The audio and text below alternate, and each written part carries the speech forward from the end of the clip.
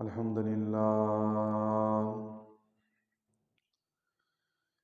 لله الذي شرفنا على سائر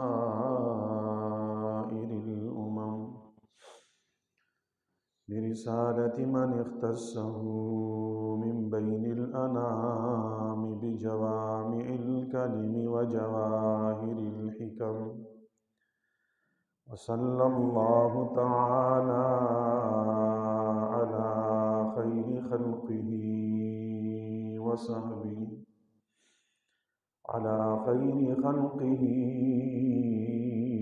وصحبه وبارك وسلم. ما نطق اللسان بمدحه ونسخ القلم. أما بعد فأعوذ بالله من الشيطان الرجيم. بسم الله الرحمن الرحيم. ما آتاكم الرسول فخذوه وما نهاكم عنه فانتهوا. وقال تبارك وتعالى في مقام آخر: وجعلنا نومكم سباتا وجعلنا الليل لباسا وجعلنا النهار معاشا. وعن البراء بن عازب رضي الله تعالى عنه أن رسول الله صلى الله عليه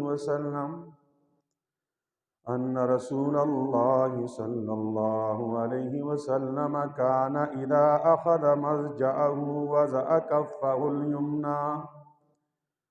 وضع كفه اليمنى تحت خده الأيمن وقال: رب قني عذابك يوم تبعث عبادك. وعن حذيفة رضي الله تعالى عنه أنه قال: كان النبي صلى الله عليه وسلم إذا آوى إلى فراشه قال: اللهم باسمك أموت وأحيا. وإذا استيقظ قال: الحمد لله الذي أحيانا بعدما أماتنا وإليه النشور. أو كما قال عليه الصلاة والسلام: إن الله وملائكته يصلون على النبي يا أيها الذين آمنوا صلوا عليه وسلموا تسليما. اللهم صل على سيدنا ومولانا محمد عبدك ورسولك، وصل على المؤمنين والمؤمنات والمسلمين والمسلمات. جزا الله تعالى عنا محمدا صلى الله عليه وسلم ما هو أهله. جزا الله تعالى عنا محمدا صلى الله عليه وسلم ما هو أهله. بسم الله والصلاة والسلام على رسول الله. بسم الله والصلاة والسلام على رسول الله.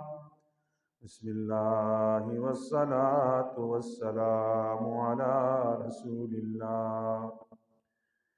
رب اشرح لي صدري ويسر لي أمري واحلل عقدة من لساني.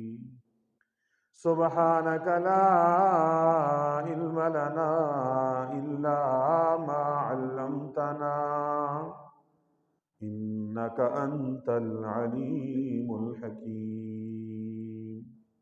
मुअज़्ज़ज़ बुजुर्गों, दोस्तों, नौजवान साथियों, जहाँ तक मेरी आवाज़ जा रही है, मेरी आवाज़ समाअत फरमाने वाली مسلمان ماؤں، بہنوں، بیٹیوں، السلام علیکم ورحمۃ اللہ وبرکاتہ۔ آج کی اس نشست میں جس موضوعی سخن پہ لب کشائی کی جسارت حاصل کر رہا ہوں وہ ہے رات کے وقت رسول اللہ صلی اللہ علیہ وسلم کے سونے کی سنتیں۔ اللہ تبارک و تعالیٰ سے دعا گو ہوں کہ رب ذوالجلال ہم سب کو نبی پاک صلی اللہ علیہ وسلم کی سنتوں کو سیکھنے اور اس پر عمل کرنے کی توفیق عطا فرمائے۔ گزشتہ جمعہ سنت کی اہمیت و فضیلت کے عنوان پر چند باتیں آپ حضرات کے گوش گزار کی تھیں۔ آج بھی تمہیداً چند باتیں سنت کی اہمیت کے حوالے سے بیان کر کے اصل عنوان کی طرف جاؤں گا۔ تبلیغی جماعت والے ایک جملہ کہتے ہیں کہ اللہ تعالیٰ نے سارے انسانوں کی کامیابی اپنے دین میں رکھی ہے، اور دین نام ہے اللہ کے حکموں کو رسول اللہ صلی اللہ علیہ وسلم کے طریقے کے مطابق ادا کرنے کا۔ گویا تبلیغی جماعت کا وہ جملہ جسے اللہ نے شرف قبولیت عطا فرمایا، اس جملے میں پورے دین کا خلاصہ اور نچوڑ بیان ہوا ہے کہ دین نام ہے اللہ کے احکامات کو اللہ کے محبوب کے طریقے کے مطابق ادا کرنے کا۔ اللہ کے احکامات اگر محبوب کے طریقے کے مطابق ادا نہ کیے جائیں تو وہ دین نہیں ہے، وہ بے دینی ہے، وہ سنت نہیں ہے، وہ بدعت ہے۔ ایک طبقہ تو وہ ہے جو اللہ کے احکامات کا منکر ہے، اللہ کے احکامات کو سرے سے مانتا ہی نہیں ہے، انہیں کافر کہا جاتا ہے۔ اور ایک طبقہ وہ ہے جو اللہ کے احکامات کو مانتا تو ہے لیکن اللہ کے احکامات کو بجا لاتا نہیں ہے، اللہ کے حکموں کو توڑتا ہے۔ اگر یہ اللہ کے احکامات سرعام توڑتا ہے تو اسے فاجر کہتے ہیں، اور اگر چھپ چھپ کے اللہ کے حکموں کو توڑتا ہے، اللہ کی نافرمانیاں کرتا ہے تو اسے فاسق کہتے ہیں۔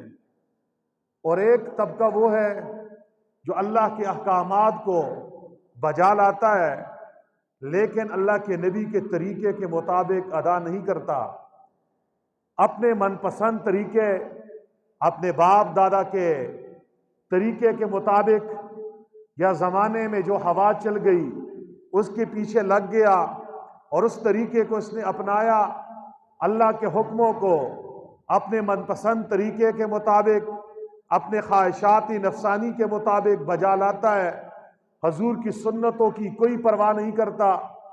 اس طبقے کو بدعتی طبقہ کہا جاتا ہے۔ سنت والا وہ طبقہ ہے، کامیاب ترین طبقہ وہ ہے جو اللہ کے احکامات کو مانتا بھی ہے، بجا لاتا بھی ہے، اور اللہ کے نبی کے طریقے کے مطابق وہ شریعت کے تمام احکام کو بجا لاتا ہے۔ گویا پورا کامیاب اور حقیقی کامیاب، دنیا اور آخرت میں کامیاب انسان وہ ہے جو اللہ کے احکامات کو اللہ کے نبی کے مبارک طریقے کے مطابق بجا لاتا ہے، یہ کامیاب ہے۔ اور وہ آدمی ناکام ہے جو اللہ کے احکامات کا منکر ہے یا اللہ کے احکامات کو اپنے نفسانی خواہشات کے مطابق بجا لاتا ہے، نبی کی سنتوں کی خلاف ورزی کرتا ہے، یہ طبقہ ناکام ہے۔ اس لیے کامیابی میری اور آپ کی بنیادی ضرورت ہے۔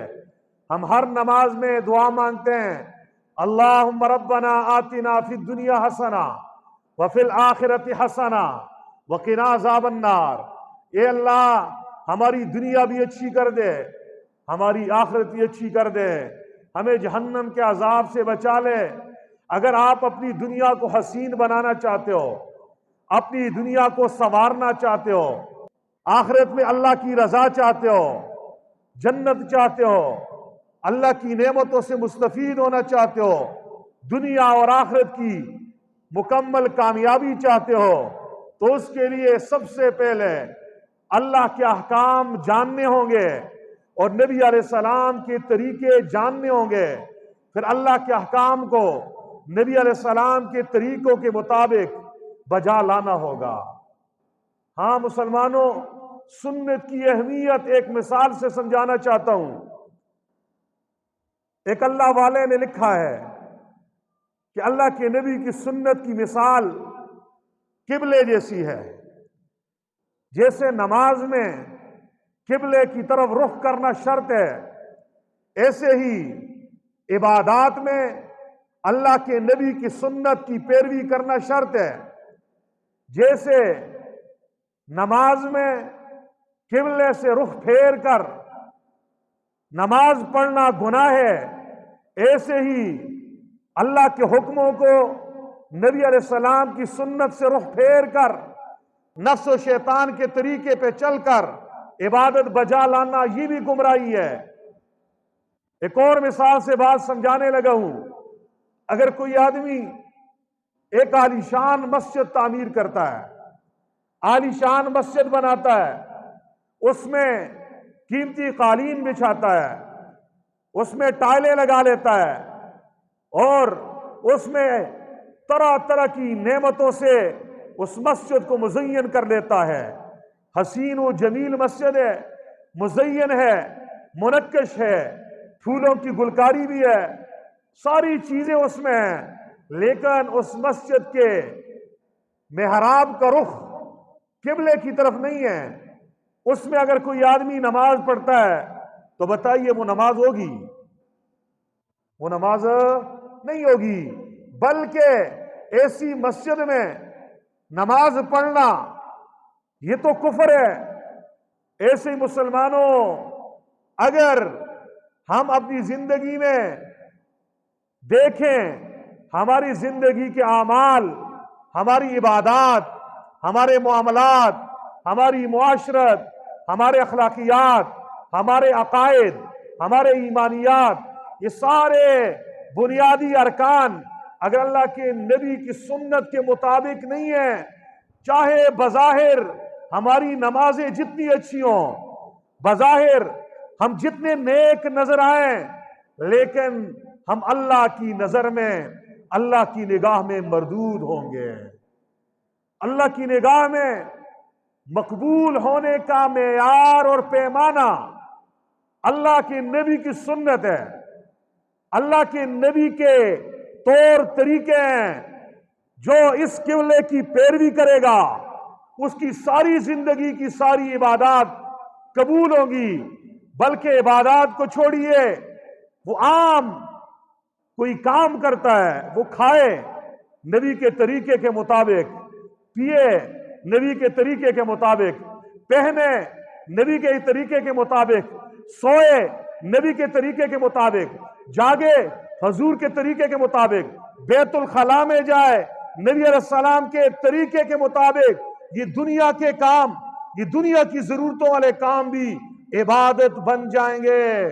لیکن اللہ نہ کرے اگر نماز، روزہ، زکوٰۃ، حج اور ہمارے عقائد، ایمانیات، اگر اس میں ہم نے حضور کے نقش قدم پہ نہیں چلے، ہمارا عقیدہ محمد الرسول اللہ کے عقیدے سے میچ نہیں کر رہا، ہماری نمازیں حضور کی نماز کے ساتھ میچ نہیں کر رہی، ہمارے زکوٰۃ، ہمارا حج، ہماری عبادات، ہمارے معاملات، ہماری معاشرت اگر یہ حضور کے طریقے کے مطابق نہیں ہے، تو ہم اللہ کی نگاہ میں دیندار نہیں ہیں، ہم اللہ کی نگاہ میں نیک نہیں ہیں۔ اسی لیے ایک قبلہ مکہ مکرمہ میں ہے اور ہمارا ایک قبلہ اپنے روضہ انور میں مدینہ منورہ میں آرام فرما رہے ہیں۔ وہ قبلہ جو مکے میں ہے وہ قبلہ خاص ہے، اور وہ قبلہ جو مدینہ منورہ میں اپنے روزے میں آرام فرما رہے ہیں وہ قبلہ عام ہے۔ قبلہ خاص کا مطلب کیا ہے؟ یہ جو قبلہ بیت اللہ کا یہ خاص قبلہ ہے، یہ صرف عبادات تک ہمارے لیے قبلہ ہے، اور عبادات میں بھی صرف نماز اور حج کا تعلق بیت اللہ کے ساتھ ہے، روزے کا تعلق بیت اللہ سے نہیں ہے، ہاں زکوٰۃ کا تعلق بیت اللہ کے ساتھ نہیں ہے، نماز میں رخ بیت اللہ کی طرف کرتے ہیں، قبلہ کی شریف کی طرف کرتے ہیں، حج وہاں پہ جا کر بیت اللہ کے ارد گرد طواف کرتے ہیں، تو گویا حج اور نماز یہ دو عبادتوں کا تعلق بیت اللہ شریف اس قبلے کے ساتھ ہے۔ زندگی کے تمام مراحل کا تعلق، چاہے عبادات کا تعلق ہے، چاہے معاملات کا تعلق ہے، چاہے معاشرت کا تعلق ہے، چاہے اخلاقیات کا تعلق ہے، چاہے ایمانیات کا تعلق ہے، چاہے سیاسیات کا تعلق ہے، چاہے ہمارے گھر کی نجی زندگی کا تعلق ہے، کھانا پینا پہننا سونا جاگنا شادی بیاہ غمی، ان تمام چیزوں میں ہمارے لیے قبلہ محمد الرسول اللہ ہے۔ گویا یہ قبلہ عام ہے، یہ صرف نماز میں حضور کو ہم نے نہیں دیکھنا، صرف حج حضور کے طریقے کے مطابق بجانا ضروری نہیں ہے، بلکہ زندگی کے تمام اعمال، تمام حرکات و سکنات میں، تمام افعال میں، تمام مباحات میں، تمام عادات میں، تمام رواجوں میں، تمام رسوموں میں ہم نے حضور نبی کریم کی سنت کی روح کو بیدار کرنا ہے۔ بیدار کیا مسلمانوں، خدا کی قسم اللہ کے نزدیک تم محبوبیت کے مقام پہ فائز ہو گئے ہیں۔ اللہ نے اعلان کیا ہے نا، جو میرے محبوب کے طریقے پہ چلے گا میں اسے اپنا محبوب بنا دوں گا۔ جو جتنا زیادہ رب کی نگاہ میں محبوب بننا چاہتا ہے وہ اتنا ہی اپنے وجود کو، اپنی زندگی کو سنت کے سانچے میں ڈال لے۔ جو سنتوں والا ہے یہ اللہ والا ہے، جو سنتوں سے دور ہے یہ اللہ کا دشمن ہے، دین کا دشمن ہے۔ چاہے یہ ہواؤں میں اڑتا رہے، یہ پانی میں تیرتا رہے، یہ آگ میں کودتا رہے، یہ شعبدے بازیاں دکھاتا رہے، دنیا والے سے بڑا پہنچے ہوئے سرکار سمجھے، لیکن جو میرے نبی کے طریقے کو فالو نہیں کر رہا، میرے نبی کی سنتوں کو ذبح کر رہا ہے، یہ آدمی ولی اللہ تو کیا یہ انسان کہلانے کا مستحق نہیں ہے۔ دنیا کو انسانیت کے طریقے بتانے والا میرا اور آپ کے محبوب پیغمبر ہے۔ وہ جب نہیں آیا تھا یہ انسان نہیں تھے، انسان اور ڈنگر میں جانور میں کوئی تمیز نہیں تھی، نہ ماں کو جانتے نہ بہن کو جانتے، ہاں نوجوان بہن کی عزت کی بولیاں لگانے والے یہی جاہل تھے، ہاں ماں کے بیوہ ہو جانے کے بعد ماں کو بھی میراث میں تقسیم کرنے والے یہی جاہل اور وحشی یہ لوگ تھے، ہاں بیٹیوں کو زندہ درگور کرنے والے بھی اسی زمین پہ دو ٹانگوں والے انسان ہی تھے۔ یہ میرا نبی آیا جس نے دنیا کو جینے کا شعور دیا، اس انسانیت کے ڈھنگ بتانے والا میرا اور آپ کا محبوب نبی ہے۔ اسی لیے مسلمانوں، آج کیا پڑھے لکھے کیا ان پڑھ، کیا مدارس میں پڑھنے والے، کیا یونیورسٹی کالجز میں پڑھنے والے، اگر ہم اپنے گریبانوں میں جان کے وہ نبی جو ہمارے لیے رویا، وہ نبی جو راتوں کو مصلے پہ ہمارے لیے آنسو بہاتا رہا، ہاں ہم نے اس کی محنتوں کا کیا خوب صلہ سے دیا ہے، اسی نبی کی سنتوں کو آج ہم ذبح کر رہے ہیں۔ ہاں ماہ ربیع الاول میں مارکیٹوں میں جھنڈیاں تو لگا دی جاتی ہیں، ہاں چھتوں پہ جھنڈے تو لگا دیے جاتے ہیں، میلاد کے جلوس تو نکال دیے جاتے ہیں، ہاں دنیا کے لحاظ سے عشق رسول کے دعوے تو کر لیتے ہیں، لیکن عشق رسالت کے دعوے میں ہم سارے جھوٹے ہیں، ہمیں نہ خدا ملا نہ صنم ملا۔ ہم آج یہ دو نمبری مسلمان اپنے گریبانوں میں جان کے اگر ہم حقیقی معنوں میں عاشق رسول بننا چاہتے ہیں، ہمیں سب سے پہلے اللہ کے نبی کی سنتوں کا علم حاصل کرنا ہوگا، پھر ان سنتوں کو اپنے وجود میں لانا ہوگا۔ ایک طبقہ تو سنتوں کا علم نہیں رکھتا اور ایک طبقہ پڑھا لکھا دیندار طبقہ جو سنتوں کو جانتا ہے، جان کر میرے نبی کی سنتوں کو ذبح کر رہا ہے۔ ہاں، اس کا سونا محمدی طریقے پہ نہیں ہے، اس کا جاگنا محمدی طریقے پہ نہیں ہے، اس کا کھانا پینا محمدی طریقے پہ نہیں ہے، اس کی زندگی محمد الرسول اللہ کے طریقے پہ نبی نہیں ہے۔ میرے نبی نے تو اپنے صحابہ سے فرمایا تھا، صلو کما رأیتمونی اصلی، میرے صحابہ نماز اس طرح پڑھو جیسے تم مجھے دیکھ رہے ہو، جیسے میں محمد نماز پڑھ رہا ہوں اسی طریقے سے نماز پڑھنا ہے۔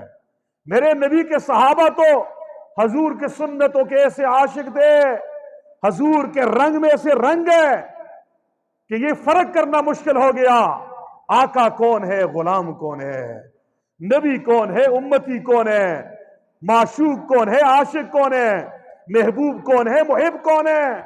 ہجرت کا واقعہ پڑھیے، قبا کی بستی میں اللہ کے نبی صلی اللہ علیہ وسلم سفید چادر اوڑے ہوئے، ابو بکر صدیق ساتھ ہے، جلوہ افروز ہوتے ہیں، دوپہر کا وقت ہے، سارے انصار ابو بکر صدیق کی ادائیں دیکھ کر، ابو بکر صدیق کا چہرہ دیکھ کر، ابو بکر صدیق کی زلفیں دیکھ کر، ابو بکر صدیق کے گفتار دیکھ کر یہ سمجھ بیٹھے نبی یہ ہے۔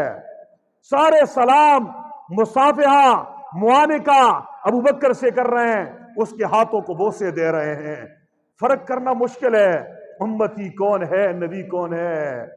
یہاں تک کہ دھوپ میرے نبی کے والضحیٰ کے چہرے پہ پڑنے لگی، ابو بکر صدیق سے برداشت نہ ہوا، اس نے اپنی چادر کو حضور کے سر پہ یوں پھیلا دیا۔ تب انصار سمجھ بیٹھے یہ جسے ہم آقا سمجھ بیٹھے تھے یہ غلام ہے، اصل آقا تو یہ محمد الرسول اللہ یہ ہیں۔ مسلمانوں، یہ صحابہ کا مزاج تھا، وہ حضور کی سنتوں کے فدائی تھے، ایک ایک ادا میں انہوں نے نبی علیہ السلام کے طور طریقوں کو اپنایا۔ ایک حبشی صحابی ہے، اللہ کے نبی کے دربار میں آتے ہیں، دیکھا نبی علیہ السلام کے سر پہ کالی سیاہ زلفیں ہیں اور وہ بکھری ہوئی ہے، کندھوں پہ درمیان سے مانگ نکلی ہوئی ہے، سر پہ امامہ سجایا ہوا ہے۔ آ کے حبشی صحابی نے کلمہ پڑھا ہے، حضور کا خوبصورت چہرہ دیکھا، کالی سیاہ زلفیں دیکھی، دل میں ارمان آیا، ہوں تو میں حبشی کالا، رنگ بدلنا میرے بس میں نہیں ہے، لیکن زلفیں بنانا، زلفیں رکھنا حضور کے طریقے کے مطابق، حضور کے سنتوں کے مطابق بال رکھنا، یہ تو میرے بس میں ہے۔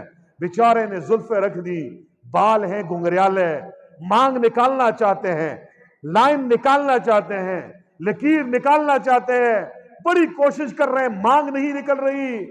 چنانچہ عشق رسول نے جب انگڑائی لی، محبت نے اس اقدام پہ مجبور کیا، حبشی نے کیا کیا، اس حبشی صحابی نے ایک لوہے کی سلاخ لی، انگاروں میں اسے سرخ کیا، جب سرخ شعلہ نما بن گئی، اس سلاخ کو اپنے سر پہ یہاں پہ رکھا، یوں کھینچا، بال کٹے، چمڑا کٹ گیا اور نشان بن گیا۔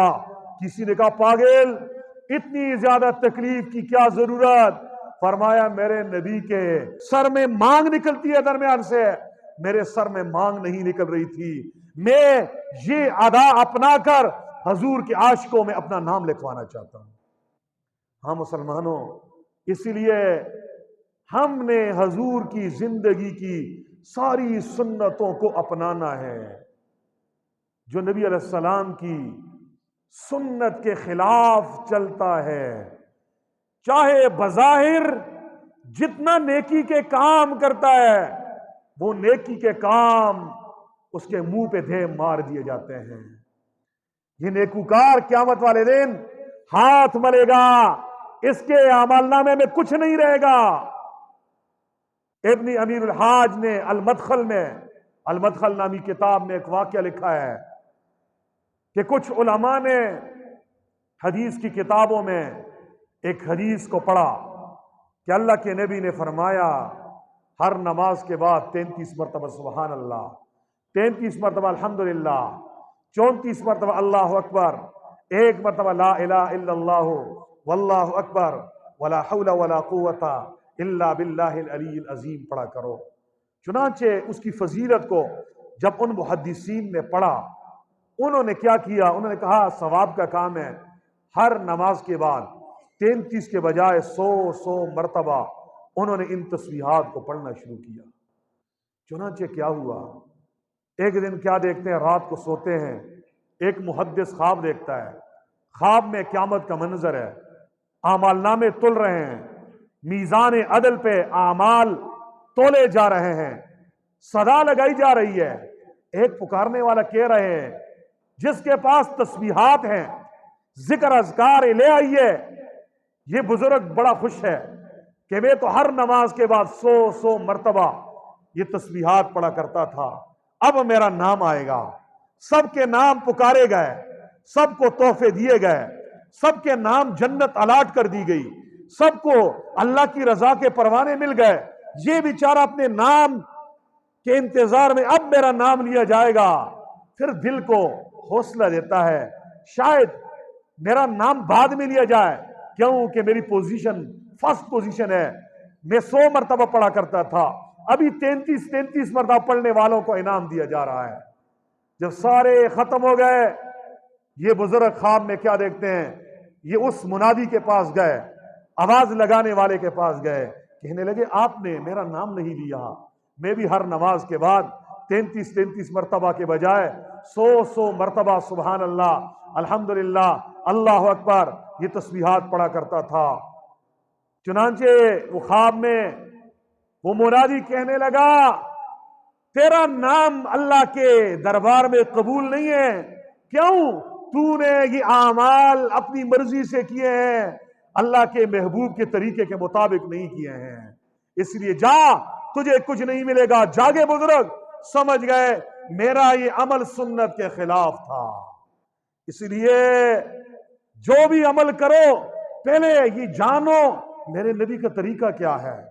اگر عبادات حضور کے طریقے کے مطابق نہیں ہوگی، خدا کی قسم یہ قبول نہیں ہے۔ اگر بیت اللہ شریف گئے، حضور کے طریقے کے خلاف گئے، آپ عذاب لے کے آئیں گے، اللہ کو ناراض کر کے آئیں گے۔ لیکن بیت الخلا گئے، میرے نبی کے طریقے کے مطابق گئے، وہاں پہ بھی آپ کے عمل نامے میں ثواب لکھا جائے گا، اور اللہ کے قرب کے جام حاصل کرتے ہوئے آپ واپس آئیں گے۔